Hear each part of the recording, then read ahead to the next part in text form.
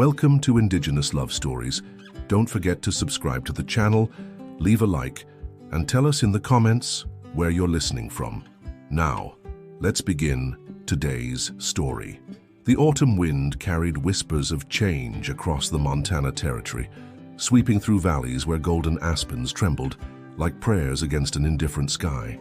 In the distance, the Bitterroot Mountains stood sentinel, their peaks crowned with early snow that caught the dying light of afternoon and threw it back in shades of amber and rose. This was a land that demanded everything from those who dared to call it home: courage, resilience, and sometimes the ultimate sacrifice. Sarah McKenna stood at the window of her modest cabin, her fingers pressed against the cold glass as she watched the horizon with eyes that had learned to read danger in the smallest details. The way dust clouds formed on distant trails, the particular silence that fell over the meadow when riders approached with ill intentions, the subtle shift in her mare's ears when strangers drew near. These were the hard-earned lessons of a woman who had buried her husband 6 months ago and discovered that grief was a luxury she could not afford in a territory where vultures circled both the dead and the living.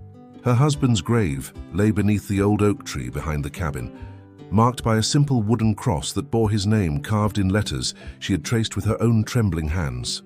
Thomas McKenna had been a good man, a gentle soul who believed that honest work and fair dealing would see them through any hardship. He had been wrong about many things, but his faith in her strength had proven prophetic. Sarah had discovered reserves of determination she never knew existed, finding ways to tend their small ranch, maintain their modest herd, and keep the wolves, both literal and metaphorical, from her door. The legal papers scattered across her kitchen table told a different story than the one her heart wanted to believe. Sheriff Coleman's visits had become increasingly frequent, his manner shifting from sympathetic concern to barely concealed impatience. The debt Thomas had accumulated during his final illness, the missed payments on their land, the complex web of territorial law that seemed designed to favor those with influence over those with integrity, all of it conspired to create a noose that tightened with each passing day. Beyond the immediate threat of losing her home lay deeper currents of danger that Sarah sensed but could not fully comprehend. The way certain men looked at her when she rode into town for supplies, the conversations that stopped abruptly when she entered the general store, the offers of protection that came wrapped in smiles but carried undertones that made her skin crawl. She was a woman alone in a place where such solitude was seen as both vulnerability and opportunity by those who measured worth in terms of possession and control. The sound of approaching hoofbeats pulled her from her troubled thoughts, and Sarah's hand instinctively moved to the rifle that leaned against the wall beside the window. 3 riders emerged from the tree line, their silhouettes dark against the golden grass of the meadow.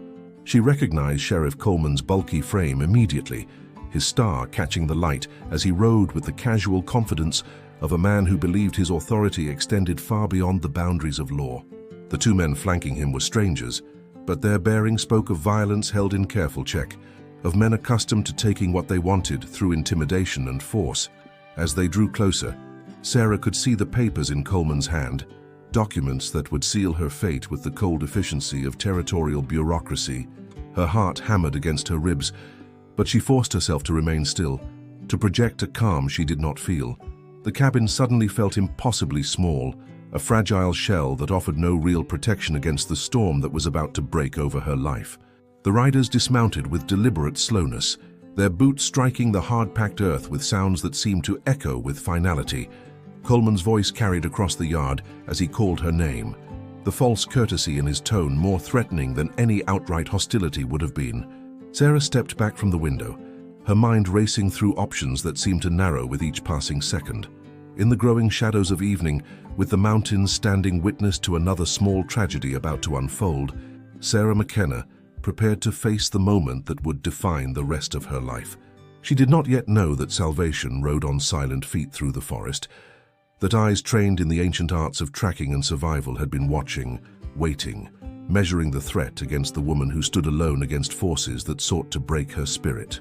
The wind shifted, carrying new scents across the meadow, sage and pine, leather and steel, and something else, something wild and untamed that spoke of justice older than territorial law. Somewhere in the darkness between the trees, a presence moved with the fluid grace of one who belonged to the land itself. who understood its rhythms and respected its power.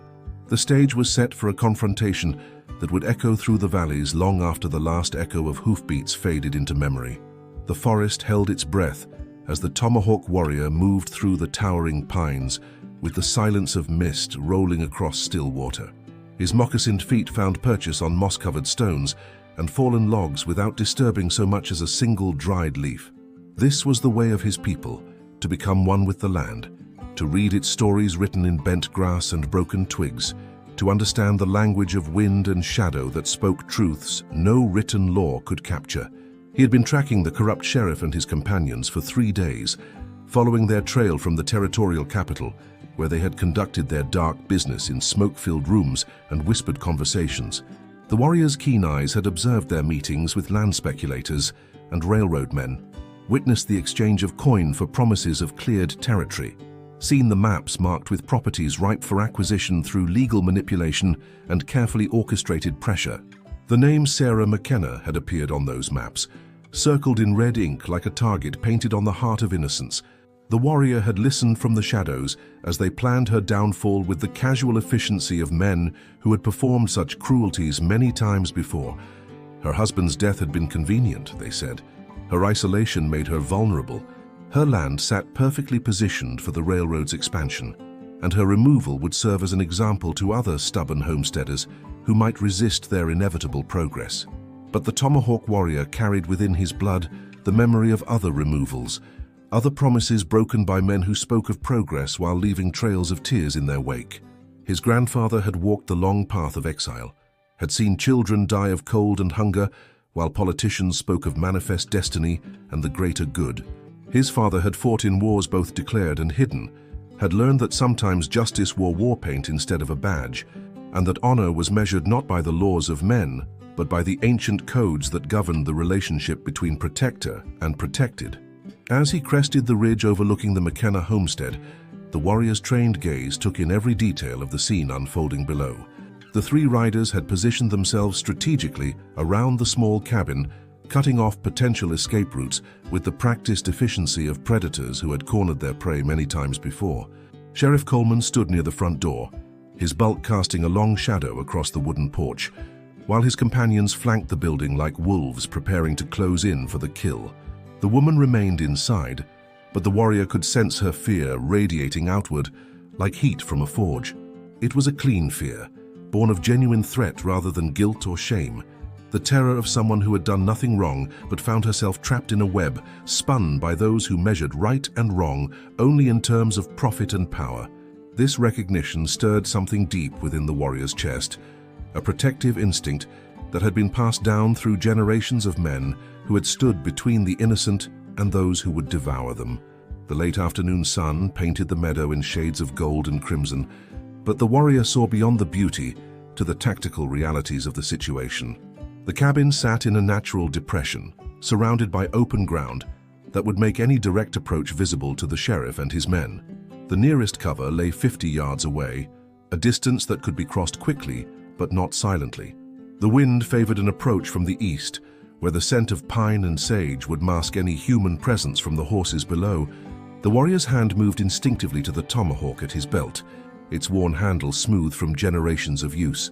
This was not merely a weapon, but a sacred trust, passed down from father to son, along with the responsibility to protect those who could not protect themselves.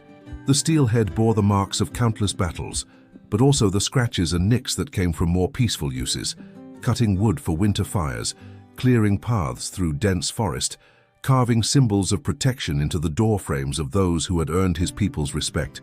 Below, Sheriff Coleman's voice carried across the yard, its false reasonableness more chilling than any shouted threat. The warrior understood that words could be weapons as sharp as any blade, that legal documents could steal land as effectively as any army, and that sometimes the only answer to such civilized cruelty was the ancient justice that flowed in his veins like sacred fire. The time for observation was ending.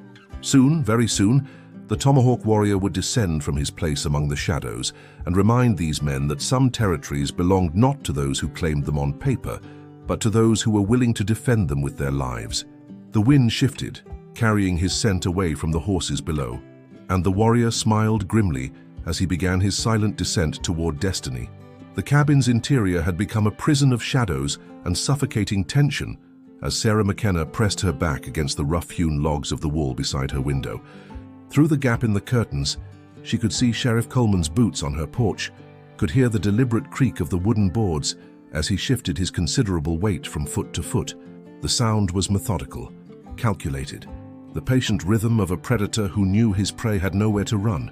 Her rifle remained within reach, but Sarah understood with crystalline clarity that brandishing a weapon against a territorial sheriff would only provide him with the justification he sought to escalate the situation beyond any hope of peaceful resolution. The legal papers in Coleman's hand represented a different kind of violence, one sanctioned by courts and territorial law, one that could strip away everything she had worked to preserve without firing a single shot. The photographs on her mantelpiece seemed to watch her with accusing eyes. Thomas on their wedding day, his face bright with hope and dreams of building something lasting in this harsh but beautiful land. Her parents, long dead, who had sacrificed everything to give her the education and strength she would need to survive in a world that offered few protections to women alone. The images of the life she had built, now threatened by forces that moved with the inexorable power of a spring flood, sweeping away everything in their path. Outside, the two men accompanying Coleman had taken positions that spoke of military training and careful planning. One stood near the small barn where her mare whickered nervously, sensing the tension that hung over the homestead, like smoke from a distant fire. The other had moved to the side of the cabin, his presence there cutting off any hope of escape through the back door. They moved with the casual confidence of men who had performed this dance many times before, who understood that fear was often more effective than force in achieving their objectives. The legal documents scattered across her kitchen table told the story of her systematic destruction with bureaucratic precision. Missed payments during Thomas's illness, when every spare dollar had gone to medicine and doctor's fees, interest rates that had somehow doubled without her knowledge or consent, territorial taxes that had been mysteriously reassessed at values far beyond what any reasonable person would consider fair. Each paper represented another link in the chain they had forged around her life, another step in a process designed to appear legal while serving purposes that had nothing to do with justice. Sarah's hands trembled as she touched the silver locket at her throat, a wedding gift from Thomas that contained a pressed wildflower from their first spring together on the land. The flower had faded to brown, but it remained a tangible connection to happier times, to the dreams they had shared of building something permanent in a place where permanence seemed as fragile as morning frost. The weight of the locket against her skin provided a small comfort, a reminder that love could endure even when everything else crumbled to dust. The afternoon light streaming through her windows had taken on the golden quality that preceded sunset, painting everything in warm hues that seemed to mock the coldness of her situation. Soon, darkness would fall, and with it would come new dangers that she could barely allow herself to contemplate. The isolation that had once felt like freedom now pressed against her like the walls of a tomb, reminding her that the nearest neighbor lived 5 miles away and that screams carried poorly across the vast emptiness of the Montana territory. Yet even as despair threatened to overwhelm her, Sarah felt a strange stirring in the air around the cabin, a subtle shift in the quality of the silence that suggested she was no longer alone in her struggle. The horses outside had grown restless, their ears pricked forward, as if listening to sounds beyond human perception. The wind had changed direction, carrying new scents across the meadow, pine and sage, leather and something else, something wild and untamed that spoke of forces older than territorial law. In the growing shadows between the trees, something moved with purpose and deadly grace, drawing closer to the homestead with each passing moment. The circle of threat that had closed around Sarah McKenna was about to discover that it was not the only predator, stalking through the gathering darkness of the Montana wilderness. The Tomahawk Warrior had reached the edge of the meadow, his body pressed low against the earth as he studied the 3 men who had positioned themselves around the McKenna homestead like pieces on a chessboard. From his concealed position behind a fallen log, he could observe their movements, read their intentions in the casual arrogance of their postures, and plan his approach with the methodical precision of a hunter who had learned patience from watching eagles circle their prey. Sheriff Coleman remained on the porch, his bulk filling the doorway as he continued his psychological assault on the woman trapped inside. The warrior could see the papers in the sheriff's hand, could read the triumph in his stance. the satisfaction of a man who believed his victory was already assured. But the warrior had seen such confidence before, had watched it crumble when predators discovered they had chosen the wrong prey, when the hunter suddenly found himself face to face with something far more dangerous than he had anticipated. The first of Coleman's companions stood near the barn, his attention focused on the cabin while his hand rested casually on the grip of his pistol.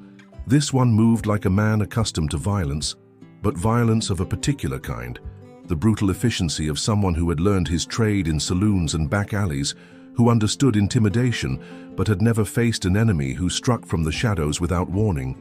His positioning near the horses revealed a tactical mind, but one trained in the crude methods of frontier justice rather than the subtle arts of true warfare. The second man had taken position at the side of the cabin, cutting off the back door with the mechanical precision of someone following a well-rehearsed plan. But his attention remained fixed on the building before him, his awareness limited to the immediate threat he expected to emerge from within. He had not learned to read the language of the forest, had never developed the instincts that would warn him when death approached on silent feet through the gathering shadows.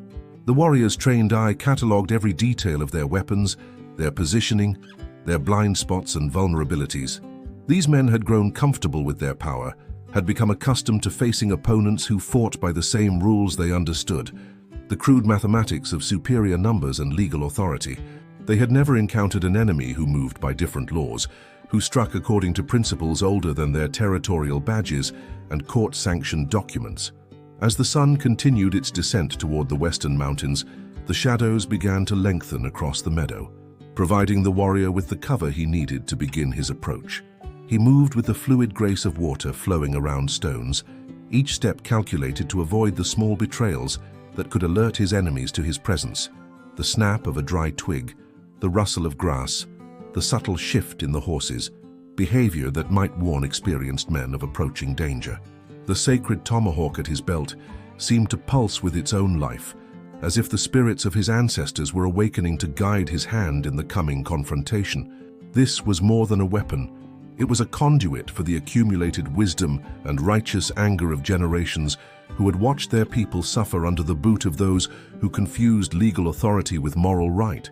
The worn handle had been shaped by the hands of warriors who had faced impossible odds and emerged victorious through courage, cunning, and an unshakable faith in the justice of their cause. The warrior's grandfather had taught him that every battle was won or lost in the mind before the first blow was struck, that victory belonged to those who could see beyond the immediate moment to the deeper currents that shaped the flow of events.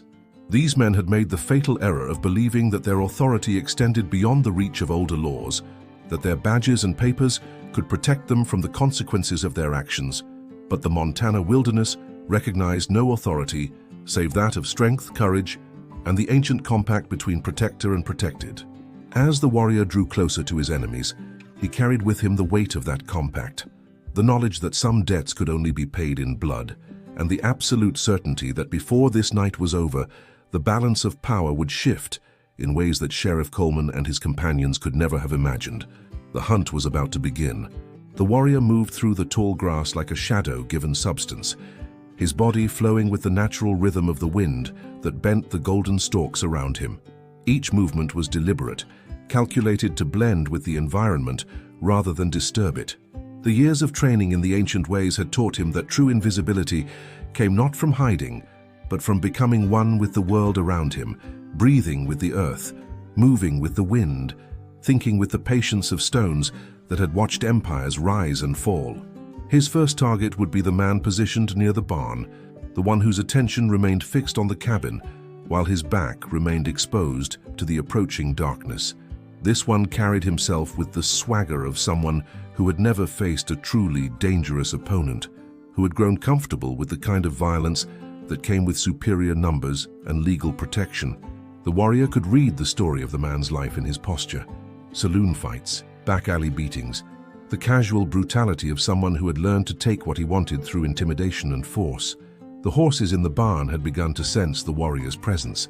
Their ears pricked forward as they caught his scent on the evening breeze. But these were not the nervous reactions of animals sensing danger. Rather, they showed the calm recognition that came when prey animals encountered a natural predator who posed no threat to them. The warrior had learned long ago to project the quiet confidence of someone who belonged in the wild places, someone who moved according to the ancient laws that governed the relationship between hunter and hunted. As he drew within striking distance, the warrior could hear the man's breathing, could smell the whiskey on his breath, and the nervous sweat that spoke of someone trying to project confidence he did not truly feel. This close, he could see the tremor in the man's hands, the way his eyes darted between the cabin and the surrounding forest, as if some primitive instinct was finally beginning to warn him that he was no longer the predator in this situation. The tomahawk came free of its sheath with the whispered sound of steel against leather, its weight familiar and comforting in the warrior's grip. This was not merely a tool of war, but a sacred instrument, blessed by medicine men and carried into battle by warriors who understood that true strength came not from the weapon itself, but from the righteousness of the cause it served. The blade caught the last rays of sunlight filtering through the trees, seeming to glow with an inner fire that spoke of justice, long delayed, but finally arriving. The strike came with the sudden violence of a lightning bolt splitting the evening sky. The warrior's approach had been so silent, so perfectly timed, that his target had no warning before the tomahawk's handle connected with the base of his skull with surgical precision. The man crumpled to the earth without a sound, his body folding like a marionette whose strings had been suddenly cut. He would live, but he would wake to a world where his comfortable assumptions about power and authority had been shattered as completely as his consciousness. The warrior caught the falling body before it could strike the ground, lowering it gently to rest against the barn wall where it would remain hidden from the view of the remaining two men. The unconscious man's pistol disappeared into the warrior's belt, another tool that might prove useful before this night's work was complete. But the warrior's true weapons were not made of steel and gunpowder. They were forged from patience, skill, and the absolute certainty that he fought on the side of justice. From his new position near the barn, the warrior could observe the remaining two men with perfect clarity.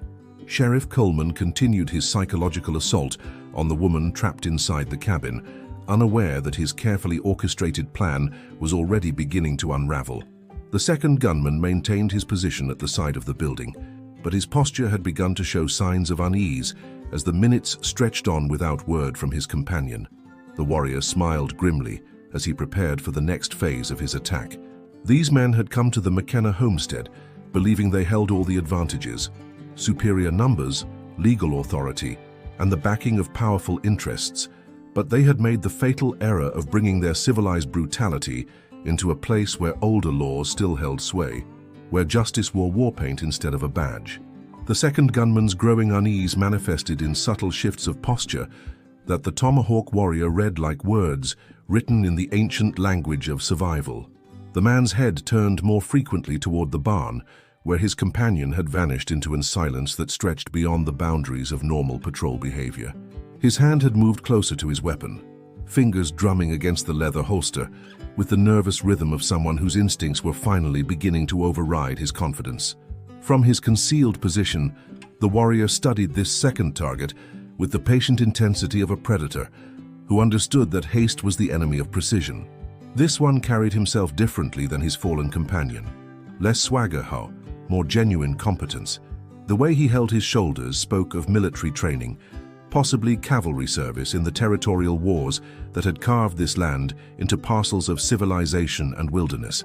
His positioning showed tactical awareness, and his growing alertness suggested combat experience that had taught him to trust the primitive warnings that civilized men often ignored. The warrior's approach would need to be different this time. Where the first man had been taken by surprise through stealth and silence, this one would require a more direct confrontation. But directness did not mean abandonment of strategy.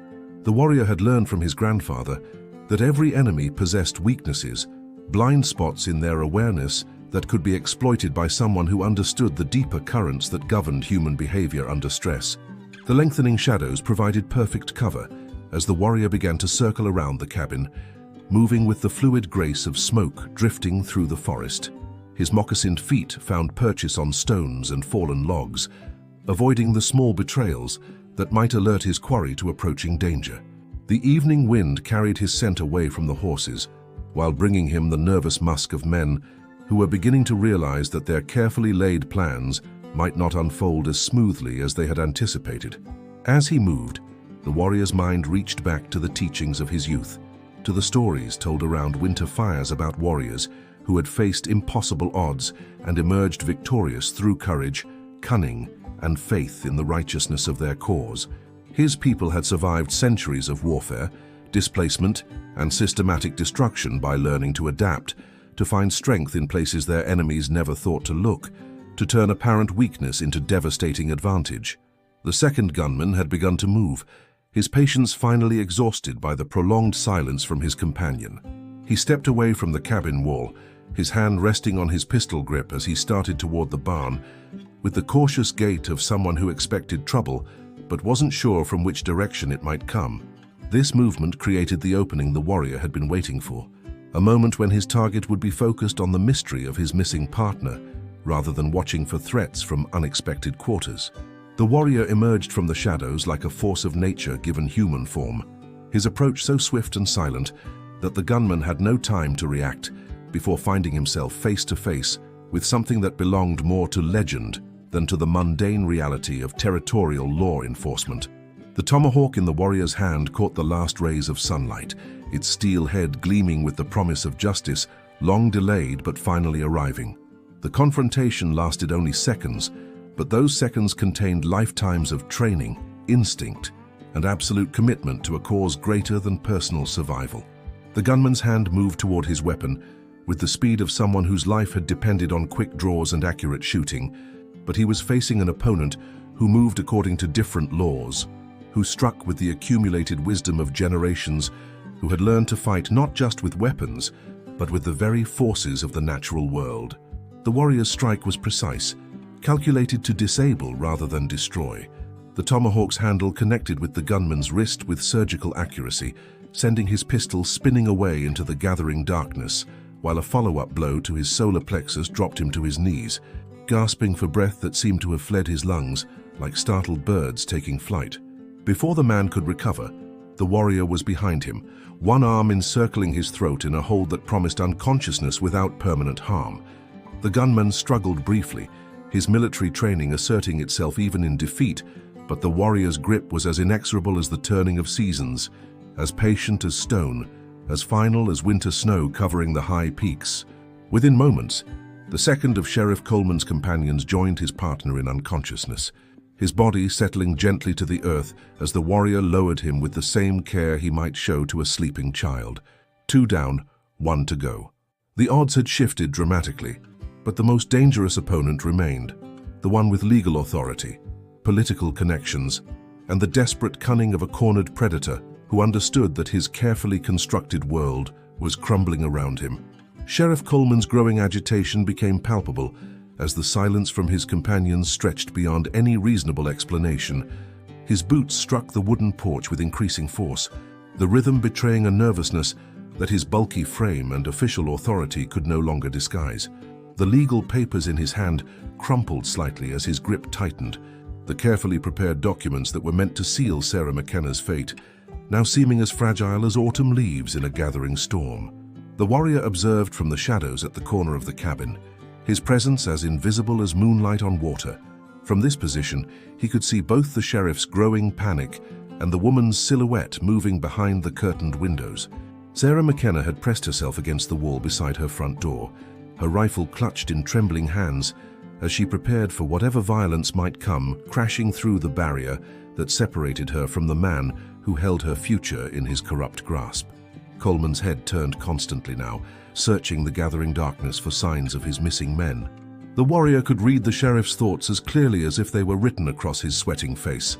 The growing realization that something had gone terribly wrong with what should have been a simple intimidation, the dawning awareness that he might be facing a threat he had never anticipated. The comfortable assumptions that had carried him through years of territorial corruption were crumbling like a house built on sand. The evening air carried the scent of approaching rain, and with it came the promise of a storm that would wash clean the stains of injustice that had marked this land for too long. The warrior felt the ancient power stirring in his blood, the accumulated strength of generations who had stood against overwhelming odds and emerged victorious through courage, cunning, and an unshakable faith in the righteousness of their cause. Coleman's hand moved to his own weapon, a heavy revolver that had served him well in the brutal politics of territorial law enforcement. But the warrior could see the tremor in the sheriff's fingers, could sense the fear that was beginning to override years of confidence built on superior numbers and legal authority. This was a man who had grown accustomed to facing opponents who fought by the same rules he understood, who could be intimidated by badges and court orders and the threat of civilized consequences. The warrior stepped from the shadows with the fluid grace of water flowing around stones, his emergence so sudden and silent that Coleman spun around with the desperate speed of a man who had finally realized he was no longer the predator in this situation. The sheriff's eyes widened as he took in the sight before him, a figure that seemed to have materialized from the very essence of the wilderness itself, carrying weapons that spoke of justice older than territorial law. The tomahawk in the warrior's hand caught the last light of evening, its steel head gleaming with the promise of retribution long delayed, but finally arriving. But it was not the weapon that struck fear into Coleman's heart. It was the absolute certainty in the warrior's eyes, the calm confidence of someone who moved according to laws that transcended the petty corruptions of territorial politics. Coleman's hand fumbled for his revolver, but his movements were clumsy with panic, slowed by the sudden understanding that all his carefully laid plans had been reduced to nothing by the appearance of this silent guardian. The legal papers scattered from his grasp, floating away on the evening breeze like the broken promises they represented, their official seals and territorial stamps rendered meaningless by the presence of a justice that recognized no authority save that of courage and righteousness. The warrior's approach was measured, deliberate, each step carrying the weight of ancestral wisdom and the accumulated grievances of a people who had suffered too long under the boot of those who confused legal authority with moral right. He moved with the patience of seasons changing, the inevitability of sunrise following darkness, the absolute certainty of natural law asserting itself over the artificial constructs of human corruption. Behind the cabin door, Sarah McKenna felt a strange shift in the atmosphere, a subtle change in the quality of the silence that suggested the tide of her fate was turning in ways she could not yet comprehend. The fear that had gripped her heart began to transform into something else, a tentative hope that perhaps she was not as alone as she had believed, that perhaps justice still existed in a world that had seemed determined to crush her spirit beneath the weight of legal documents and territorial politics.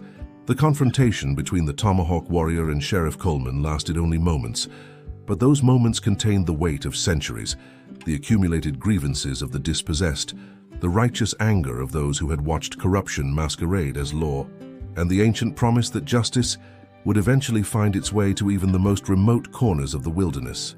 Coleman's revolver never cleared its holster before the warrior's precise strike rendered him unconscious, his bulky form crumpling to the porch boards with the finality of a fallen tree. The sudden silence that followed was profound, broken only by the gentle whisper of wind through the aspens and the distant call of an eagle circling the mountain peaks.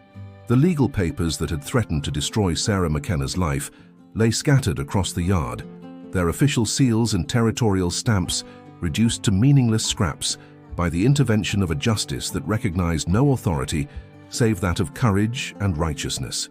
Sarah emerged from her cabin with tentative steps, her rifle still clutched in trembling hands as she tried to comprehend the transformation that had occurred in the space of a few heartbeats. The three men who had come to destroy her life lay unconscious around her homestead, their weapons scattered and their authority rendered impotent by the silent guardian who stood before her like something conjured from the very essence of the Montana wilderness. The warrior's presence filled the evening air with a sense of ancient power and timeless protection.